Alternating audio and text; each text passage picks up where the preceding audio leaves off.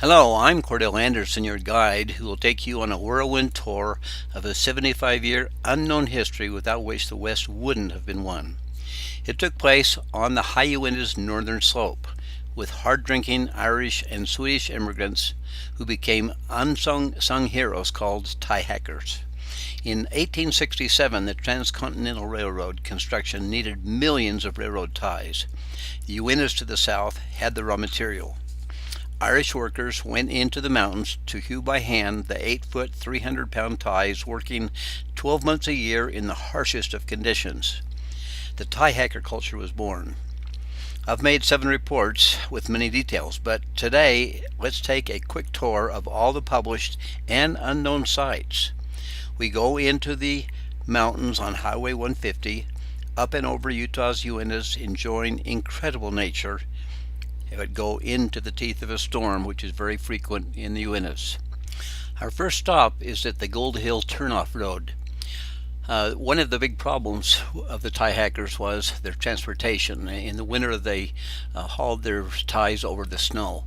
But in this area, to the west of the Mirror Lake Road, was developed what is called the Hilliard Flume. And so we are going up into this area looking for signs of the flume. And so we are dealing here with Utah ghost towns, the one here called Mill City. The road becomes very, very rough. But as I went along in this area looking for signs of the ghost town, I noticed something way off to the left, and then went across the creek and found the old pathway of the Hilliard Flume that carried the ties down out into Wyoming. And then I found loading platforms, a whole string of them, and signs of several dams, and then cuts that the flume took through some of the hills. Here's a couple of Google Earth maps that I made from previous studies and some of these reports that I've got on my website. But from here you can see there was also another flume called the Howfeeder Flume over to the east. But before we check that out, down the road a mile or so is the Whitney Road, and that is a better road to take into the Mill City Creek area. There at the Whitney Road, there's a display explaining the Hilliard Flume and that it went out into Wyoming, actually about 30 miles into Wyoming to Hilliard, where there were a bunch of charcoal kilns. Now back to the road just in front of the Gold Hill Road. There's a little road that goes to the east, just goes down in 50 yards or so, 100 yards.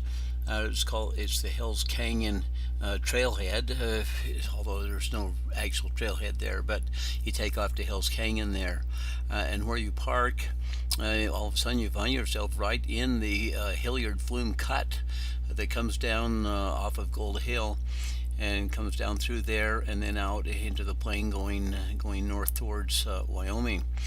But here we're after the remnants of the Howfeeder Flume, and there I took an old map and superimposed it on my topographical map so that I would have a chance of finding some of these ruins. And as I hiked up through there, I did find a loading platform, and then I found cuts through some of the hills. And then eventually I came onto the old road and started finding ruins of cabins, and there I found the nails were square nails, which placed this in the 1867 to 1880 period, because round nails or wire nails were not invented or made until about 1900. But here also the ruins of cabins had fireplaces, which also placed them in the earlier period. I started finding brackets that held up the flume, and once again square nails. There were actually 80 tons of these square nails used to put this whole 36 miles of flume together.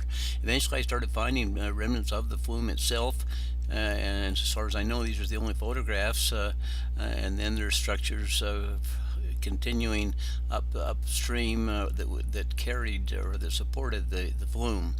So I have a collection of these nails, square nails from that period, and I paid dearly for them. I'm glad I had my red bandana, which serves as a sling, as a bandage, as all kinds of things. So you got to always have a red bandana.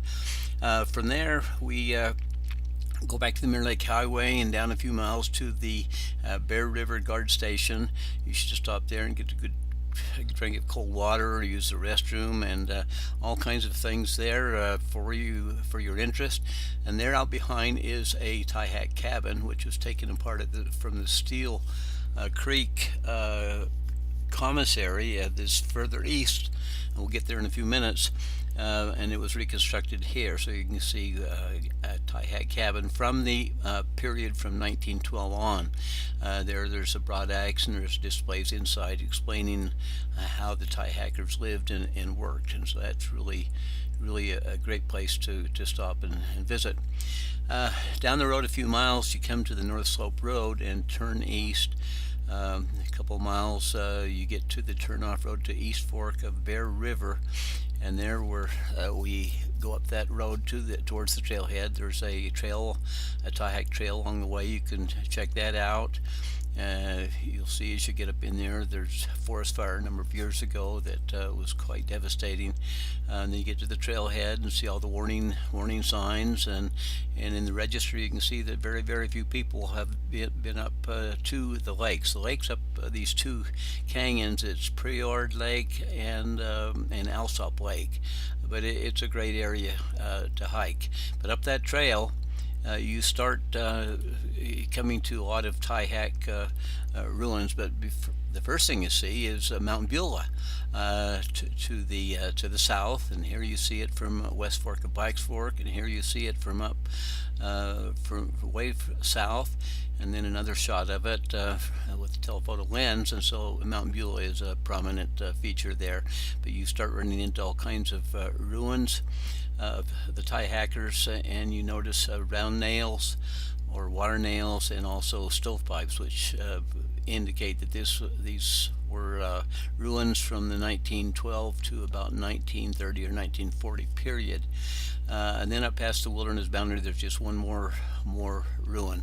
It was up here that there were a bunch of free-ranging cattle, and I lay down to take a nap, and then all of a sudden I could hear a huffing and a puffing, heavy breathing, and so I grabbed for my 45 Colt Defender and opened my eyes to see a beast that was snot coming out of his nostrils and fire out of his eyes, and he was pawing the ground. It was a Charolais bull ready to charge me, and I fired off a warning shot, and he wheeled away, and so that was an interesting experience up East Fork of Pikes Fork.